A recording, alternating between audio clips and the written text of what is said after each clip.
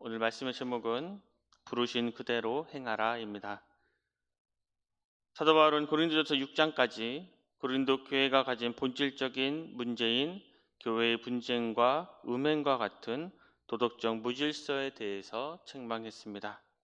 그리고 이제 7장부터는 고린도 교회 성도들이 질문한 문제들에 대해서 하나씩 대답하면서 그 문제에 대해서 설명하고 있습니다.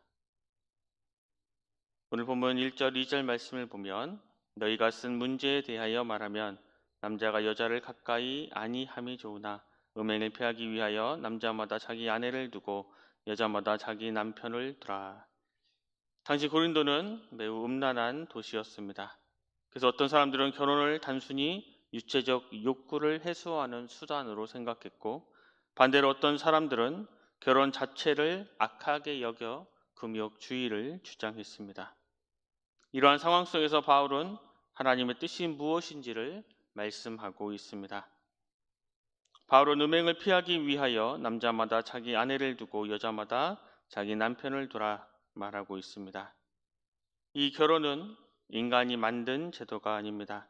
하나님께서 창조 때부터 세우신 거룩하신 제도입니다. 하나님은 한 남자와 한 여자가 한 몸을 이루어 사랑과 기쁨을 누리도록 하셨습니다.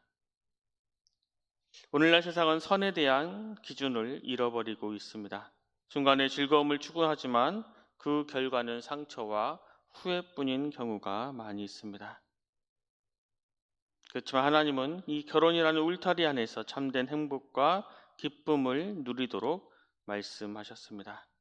때문에 우리는 세상의 기준이 아니라 하나님의 기준을 따라 살아야 합니다. 하나님께서 우리에게 허락하신 이 가정을 귀하게 여기고 우리는 거룩하게 지켜가야 하는 것입니다. 이어서 3절에서 5절 말씀을 보면 남편은 그 아내에 대한 의무를 다하고 아내도 그 남편에게 그렇게 할지라. 아내는 자기 몸을 주장하지 못하고 오직 그 남편이 하며 남편도 그와 같이 자기 몸을 주장하지 못하고 오직 그 아내가 하나니 서로 분방하지 말라. 다만 기도할 틈을 얻기 위하여 합의상 얼마 동안은 하되 다시 합하라. 이는 너희가 절제 못함으로 말미암아 사탄이 너희를 시험하지 못하게 하려 함이라. 3절에서 5절까지는 사도 바울은 남편과 아내가 서로에게 의무를 다하라라고 권면하고 있습니다. 당시 사회에서는 여성이 남성보다 훨씬 낮은 위치에 있었습니다. 그러나 바울은 남편과 아내가 서로에게 속한 존재다라고 말하고 있습니다. 이것은 부부가 하나님 앞에서 동등한 존재임을 보여주고 있습니다. 부부관계는 일반적인 희생이나 요구가 아닙니다. 서로 존중하고 배려하며 사랑하는 관계입니다. 오늘날 많은 가정이 갈등을 겪는 이유는 상대방이 해야 할 일만 바라보기 때문입니다. 하지만 건강한 가정은 내가 먼저 사랑하고 내가 먼저 섬길 때에 그 가정이 아름답고 복되게 세워지게 됩니다. 가정은 이렇게 서로의 잘잘못을 가리는 것이 아니라 서로를 세워주는 곳입니다. 하나님께서 허락하신 배우자를 귀하게 여기고 사랑할 때 가정은 더욱 아름답게 세워져 갈 것입니다. 이어서 10절에서 11절 말씀을 쭉 보면 결혼한 자들에게 내가 명하노니 명하는 자는 내가 아니요 주시라. 여자는 남편에게서 갈라서지 말고 만일 갈라섰으면 그대로 지내든지 다시 그 남편과 화합하든지 하라. 남편도 아내를 버리지 말라 말씀하고 있습니다. 바울은 이혼을 가볍게 여기지 말라라고 권면하고 있습니다. 하나님께서 맺어주신 부부는 한 몸입니다. 그렇기 때문에 어려움이 있어도 쉽게 관계를 포기해서는 안 되는 것입니다. 오늘날 우리 사회는 혼인율은 낮아지고 이혼율은 점점 높아지고 있습니다. 교회 안에서도 갈등과 상처로 인해서 어려움을 겪는 가정들이 참으로 많이 있습니다. 이 가정이 무너지는 가장 큰 이유가 상대방을 바꾸려 하기 때문입니다. 진정한 사랑은 상대방을 조종하는 것이 아니라 있는 모습 그대로 존중하고 받아들이는 것입니다. 주님께서 우리를 오래 참으시고 우리를 그렇게 사랑하셨듯이 우리도 그렇게 배우자를 사랑해야 하고 복음 안에 서로를 품고 용서할 때에 하나님께서 그 가정을 복되게 여기시고 그 가정을 아름답게 회복시켜 주실 것입니다. 이어서 12절에서 14절 말씀을 쭉 보면 12절에 14절은 바울은 믿지 않는 배우자에 대해서 이야기하고 있습니다. 고린도 교회는 예수님을 믿은 이후에 배우자는 믿지 않는 경우가 있었습니다. 그들은 신앙 때문에 배우자가 믿지 않는데 이것을 계속 살아야 하는지 이혼해야 하는지를 고민했습니다. 그러나 사도 바울은 믿지 않는 배우자가 함께 살기를 원한다면 결코 버리지 말라라고 말하고 있습니다. 왜냐하면 믿음의 사람을 통해 하나님께서 그 가정 가운데 역사하실 수 있기 때문입니다.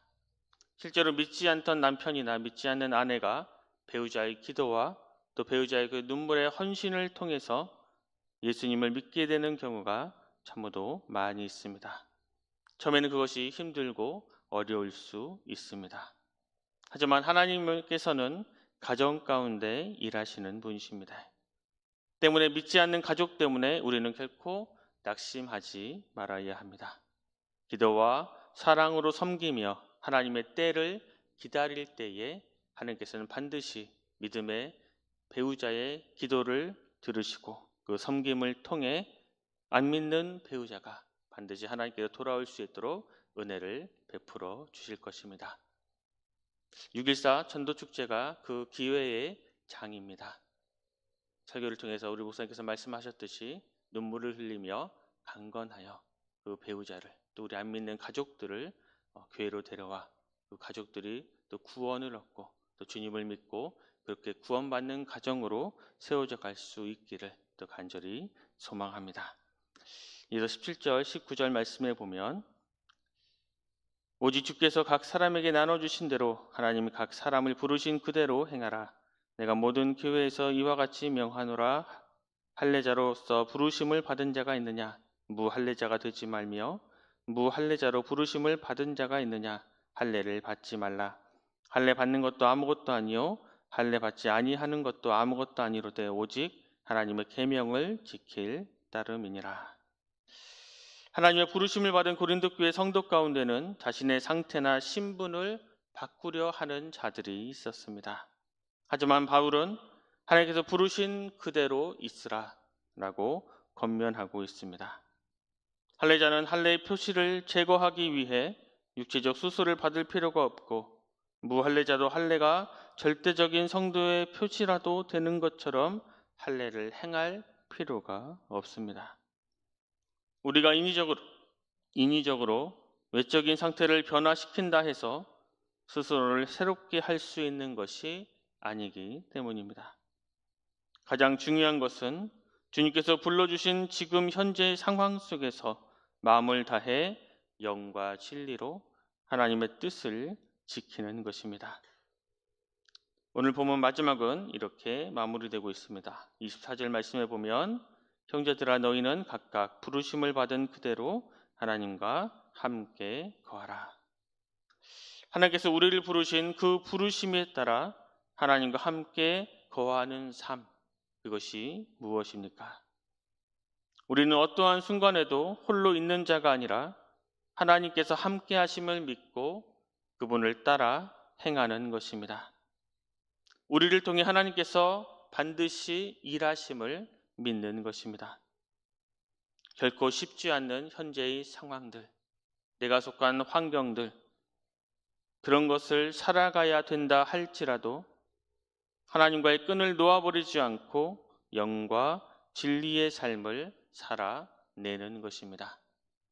내가 속한 환경 때문에, 내가 처한 그 모든 상황 때문에 넘어지거나 좌절하는 것이 아니라 그 상황 가운데서도, 그 환경 가운데에서도 하나님께서는 반드시 나와 함께 하신다 라는 것을 믿으며 믿음을 저버리지 않고 신앙을 저버리지 않고 믿음 가운데, 말씀 가운데 거하며 살아가는 것입니다. 오늘 하루 우리가 살아갈 때에도 바른 말씀을 붙잡고 하나님을 향한 온전한 믿음을 가지고 영과 진리로 온전히 하나님만을 믿고 하나님만을 의지하며 하나님만을 목적 삼고 그렇게 우리의 삶을 통해 하나님의 살아계심을 드러내고 하나님께서 우리에게 바라가 원하시는 그 모습대로 온전한 모습으로 살아가는 믿음의 백성들이 되기를 간절히 소망합니다. 기도하겠습니다. 주님, 우리가 가정 안에서 우리에게 맡겨주신 역할과 책임을 끝까지 다할 수 있도록 은혜를 베풀어 주시옵소서. 가정 안에서 신앙과 여러 가지 문제들로 갈등하고 힘겨워하는 가정들도 있습니다. 그 가정들에게 용기와 힘을 허락하여 주시고 영과 진리의 삶을 끝까지 살아갈 수 있도록 인도하여 주시옵소서. 믿음의 사람들을 통하여 가정이 더 굳건하게 믿음의 가정으로 세워질 수 있도록 역사하여 주시옵소서. 또 우리들이 오늘 하루를 살아갈 때도 각각 부르심을 받은 그대로 순종하며 바른 믿음을 통해 말씀 위에 온전히 서서 온전히 하나님 안을 목적 삼고 살아갈 수 있도록 은혜를 베풀어 주시옵소서. 그래서 우리의 삶을 통해서 살아계신 하나님이 증거되게 하시고 우리가 속한 삶의 그 모든 현장에서 하나님의 나라를 세워가는 믿음의 백성들 되게 하여 주시옵소서. 모든 것 감사드리며 귀하신 예수 그리스도 이름으로 간절히 기도드립니다. 아멘.